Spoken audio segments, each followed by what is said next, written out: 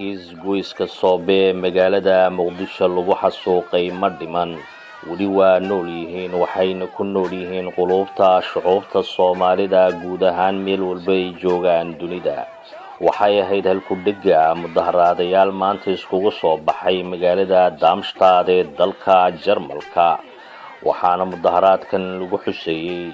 shacabkii xarakada shaydaaniga ee shabaab ay ku xasuuqeen isgoyska Soobe waxaana saacadu markay ahayd 2 duhurnimo 1 daqiiqo ay dintay magaalada Darmstadt waxaana loo aamusay shuhaadadii ku shahiiday Soobe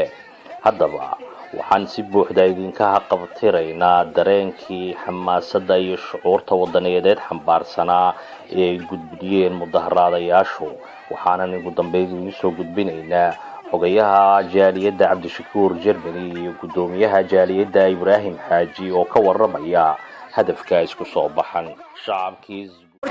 maanta al-shabaab wayna dhaawacday waa ognahay haddana maaha laakiin waxaan rabnaa haddaan dadweynaha nahay adduunka jooga in dawladda na qanciso oo nagu qanciso shilkaas wixii geystay ama al-shabaab ha noqoto ama dad gooni ha noqdo laakiin al-shabaab dhawn waxa weeyaan ilaa maanta al-shabaab bilowday ilaa hadda dhawn ku hayno wax dhawn dhahayana lama arko walaalayaalow dawladda waxaan ka codsanaynaa inay na qanciso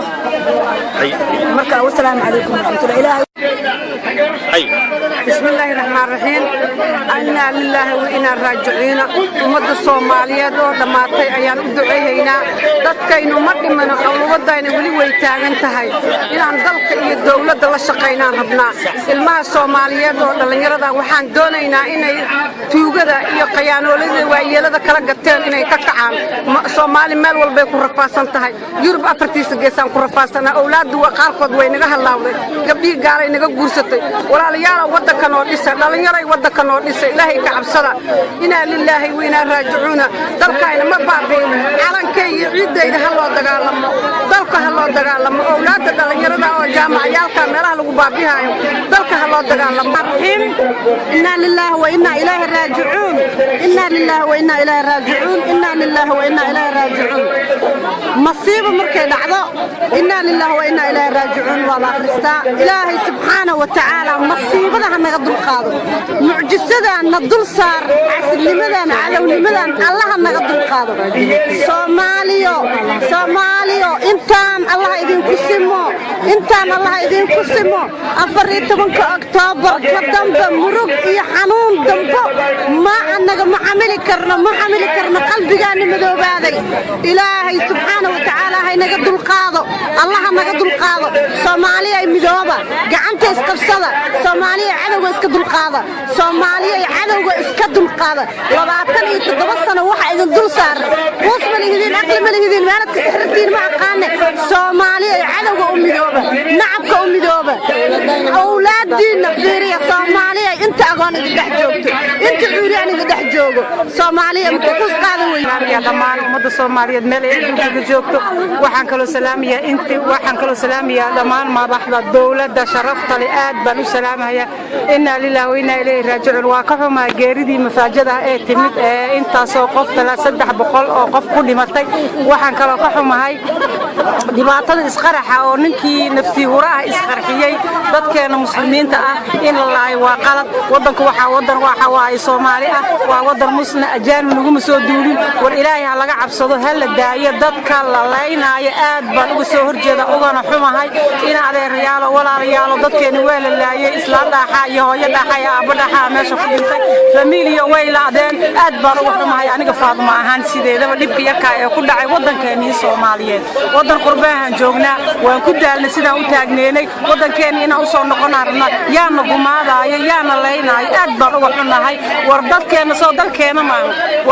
ma fiiso u qaadana soo dhulkeena ma wadankeena maxaa saan sugu leenayna xageen u soo cararayna wadankan u soo cararayna joognaa wadankeena insaan la yeelo waa qalad marka dadka Soomaaliyeed umada waxaan aad uga codsanayaa ninka naftii huraha oo maalintii qasaaraha leesu qeyradaasay qaasay gobolkiyo xabad leesu qaato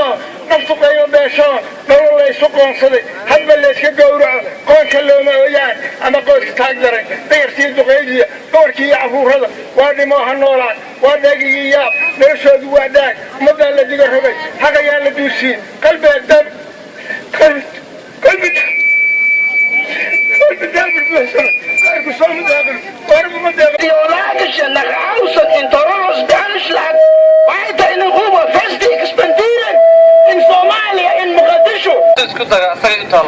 ninkii isaga isdagay naftiisa dagay dadka Soomaaliyeed ayaga naftooda dagay ayagana cadawga isku bayliyay maadaama ay kama go'no inay dadka Soomaaliyeed noloshooda ay taageeraan dawladooda ay taageeraan waxay amni ay ku helayaan ay taageeraan kama go'no dawladda Soomaaliyeedna haday taab ku sii socoto arrimo ku sii socdaan 5 kun oo sano dambe xataa qarax ma joojin karto maxaa yeelay dawladda shacab lahayn dawlad ma aha waxa aynu hoos sheegno inaynu hoos sheegno oo aynu ka fakarno dhibaatadayna haysata iyo aqaayb xumada 30 sano ayaynu ku jirnaa nolol mugdiya maanta waxaynu nahay adduunka dadka ugu taariikhda xun waxaana inuu kalifay cid meel laga soo dushay maahe waa inaga gudaheena gaadiidka waa in meel kasta kacdoonkii bulshada iyo ciidanka hadda madaxweynaha uu sheegay waa in arrintaas loo istaagaa waxaan leenahay reer Muqdisho dhibaatada waxa ku soo celceliya waxay tahay guryaha jiifaan walaalahan weeye waa in la xiro ma ogolin dad badan bay nagu waxaan isugu nimid inaan u tacsiyadayno ummadda halkaa lagu gubay every time halkaas dib loo geysanaya oo la qarxinaya dadka halkaa ku leeyahay dadka reer Muqdisho weeyaan shacabka iyo hooyooyinka dhibaatada u geysanaya dadkuna inay waantoobaan weeyaan maalin walba halkaas lagu gubay caruurtii hooyooyinkii oo ku nafwaayay reer dhan baa ku ragmaday inna lillahi wa inna ilayhi raaji'uun anigu waxaan halkan idinka soo jeedinaya inaad tashataan dhibaatada idin haysata ka waantoodaan dadka idin qarxinaya guryihiina ayay ku jiraan inaad Soomaaliya gamcaha isqabsataan oo iska soo saartaan dadka guryaha idinku jira guryaha dhexdooda qaraxa idinku samaynaya hadawna caruurtiina hortiina ku inta maanta idinku dhacay waa idinla qabnaa dadka Muqdisho joogo waa idinla oynaynaa hooyadii oo awlaadeeda dhimato waa la oynaynaa tiinkeeda ku dhinta waa la oynaynaa aabbii caruurtiisa dhammaanta wiilashiisa dhammaad waa la oynaynaa magaca Soomaaliya ku wada oynaynaa walaalayaalow ilaahay waxaan ka baryayaa meedin habaarayno ilaahay meeloo idinku sugaano waxba idinkama waxaan leeyahay inta dhimatan Allah u naxariisto inta dhaawacan Allah bogseeyo ciidamadeena Soomaalida kor Allah ka dhigo dhalinyarada maanta kacdo oo shacabkeena ilaahay waxaa idinkaga tuugay inaa wadankiina ilaashatiin wadankiina ilaashada Soomaaliya wadankiina ilaashada waa noola yimid waana xukuumay xaqana laga haystaa ma jirto idinka isgarab qabtay isgarab jabsada dawladdiina garabka siiya iswada qabsada jiray kubidigeena durduran jiray aynu dilno aynu dagaalne ka digtoonaada dadka dalka yago aynu dilno aynu dagaalne ka digtoonaada dadka dalka yago waxaan idin sheegaa Soomaaliyeed abwaan waa daalay hooyana calaacal waa daashay gabarna asaga waa ku daashay ilmana waa agoontooween waa idin baryaynaa ilaahay ka cabsada qoom hadduu isdagaalo ilaa rabbigiisa uu toobad keeno dhibaatada ma baaba'do waxaan samaynay waa waxaan nafteeni ka galnay ilaahay subxaanahu wa ta'aala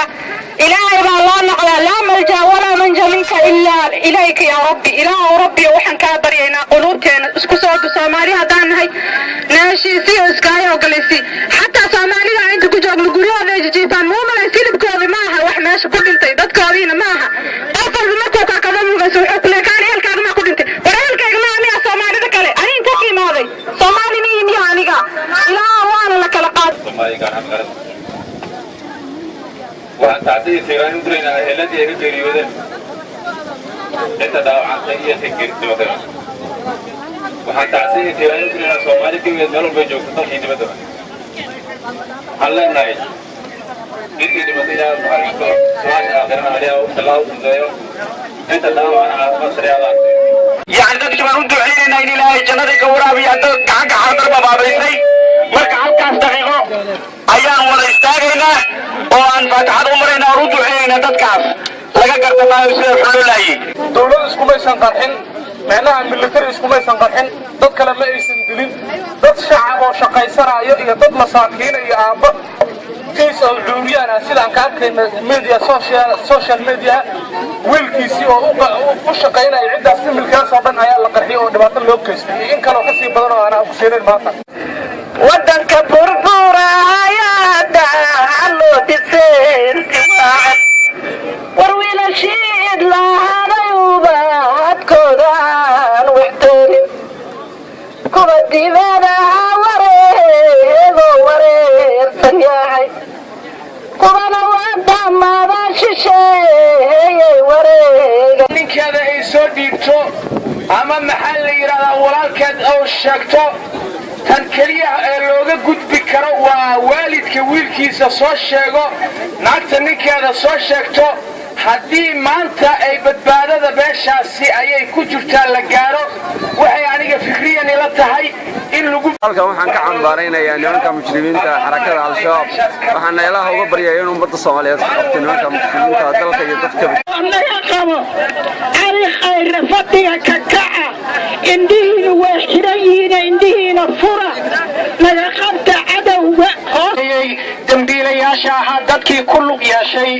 waxayna ka codsadeen in dawladdu ay ilaaliso amniga dadkeeda magaalada muqdisho ma ahan magaalo aad u weyn labada wado ee soo gasho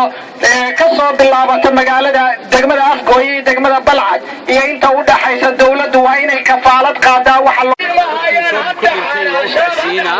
faantay ilaahay u naxariisto dadkii wili waa nool yihiin ma dhimanin dadkii wili waa nool yihiin ma dhiman faantay dadkii qulubteena ayay ku qoran tahay dadkii مساكين تهاي أو لو حسوقي زوبي الله أقول maanta waxaan halkaan isugu nimid inaan u baroor diiqno dadkii lagu xasuuqay magaalada Muqdisho taariikhdu markay 14 bishii 10aad 2017 isgoyska Suube taariikhda Soomaaliya waa wax ku cusub in intaas oo qof hal mar ah bombo lagu dilo waa arin yaani aan ka shakisanahay in meesha laga soo abaabulay aysan ahayn kaliya sancadaas aysan keeni karin shabaab laakiin dad kale ay ka dambeeyaan iyo adduun kale ka dambeeyo waxaan codsanaynaa oo maanta isugu soo baxnay inaan dadkaas Soomaaliyeed garab istaagno inaan dawladda Soomaaliyeed garab istaagno in hal mar aan u soo jeesano sidii aan wadankeena u dhisan lahayn aan u waxayn lahayn ayaa dadkanaga maanta Daarmishtaad iyo gobolkan Jarmalka Heesan aan isugu nimid waxaan u aruurinaynaa lacag wixii ay noqotana isla caawa ayaan gurmadka qaranka u diraynaa